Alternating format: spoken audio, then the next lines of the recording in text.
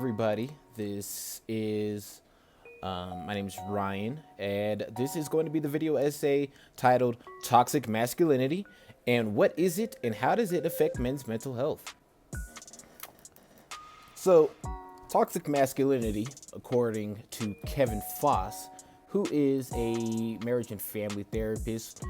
He also writes with the Anxiety and Depression Association of America, and he defines it as toxic masculinity being the way that men are culturally trained and socially pressured into behaving. All right, so there's toughness. So it's the idea that men should be strong, aggressive, emotionally hardened. There's anti-femininity, which is the rejection of any and all feminine traits, and including most emotion, accepting help, domesticity, and has three core tenets: toughness, anti-femininity, and power.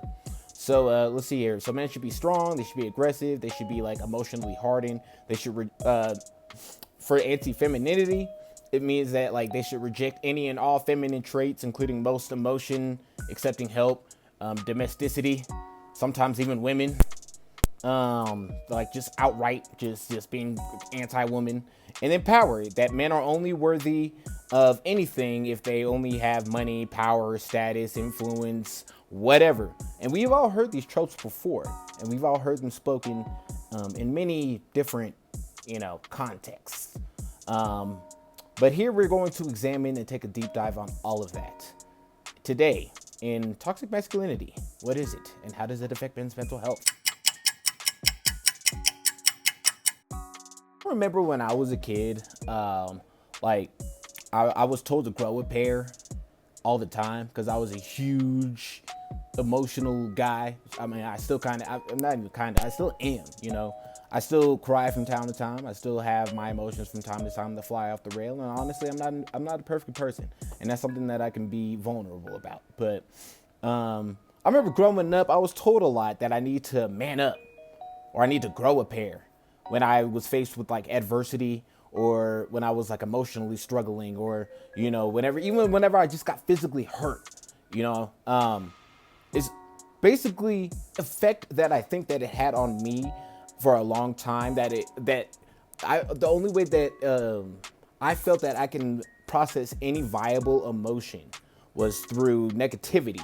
And the only way that I can feel those emotions and process them is by feeling those emotions in a negative light, or only accepting defeat, rejection, only expecting rage, things like that. All of those negative emotions in order to feel something, because I had suppressed how I felt down for so long that I ended up really being a nuisance to everybody around me. And I lacked the self-awareness because I didn't even know how to express those emotions in a healthy way, to the point where I didn't even know I was expressing those emotions and pushing people away and diminishing my opportunities and dwindling what promising or happy future I could have had.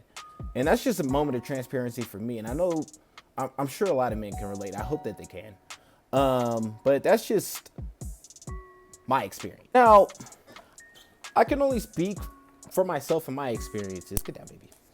I can only speak for myself and my experiences, but the one thing that I can speak objectively on is that there's a lot of men who feel the need that they need to suffer in order to succeed, and I just don't feel like that's true. I feel like this is actually damaging on our sense as men for like empathy, for compassion, amongst other nurturing or positive emotions.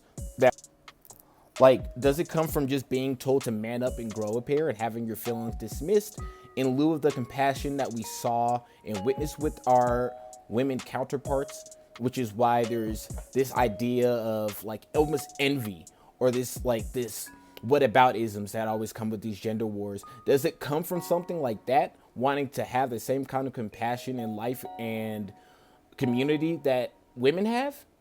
Or is it just our misconstrued understanding of what gender roles are and how they actually impact our society and other societies around the world? And how does this affect everybody, including men? So in today's video, I'm just going to get into all of this, and I'm going to make this a 2 or 3 part video because I know that this is going to be really long.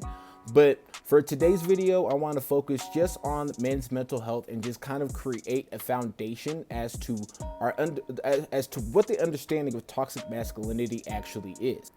So the thing with toxic masculinity is that it encourages not talking about your feelings, because it tells you that nobody really cares about your feelings, and instead just go to the gym, work it out. These feelings don't go away. These problems just exacerbate, and they get elongated, and not only that, but they come back in full, like double the force, and it increases our feelings of isolation and depression, SI, suicidal ideation, whatever you want to call it.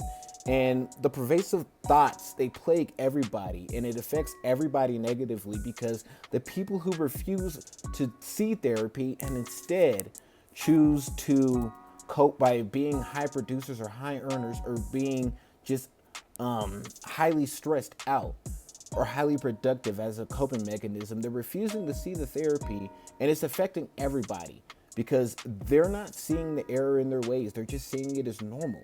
And that's just because society has told them that it was.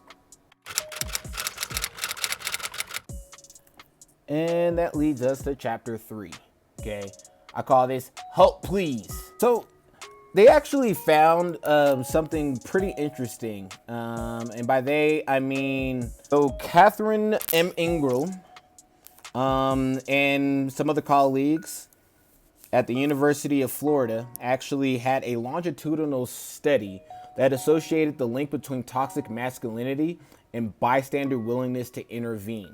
Okay, so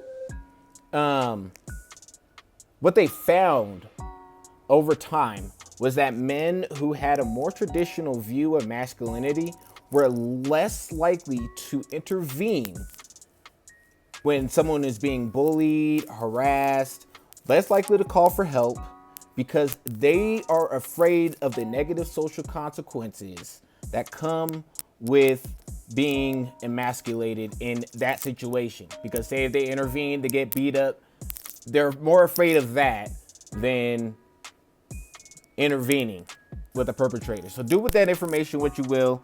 The study was done in 2019, so it's fairly recent. This isn't old data, and the study was done all the way from 1970. So it's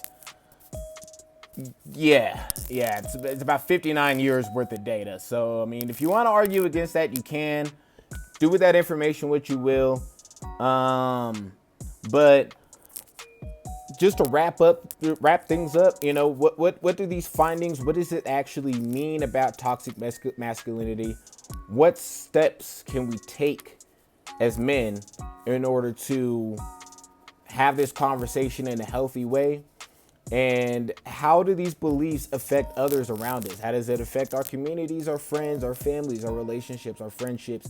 I want to hear about all of it. Anyway, that is the end of the video. I bid you guys all adieu, and I'll see you guys in the next one. Peace.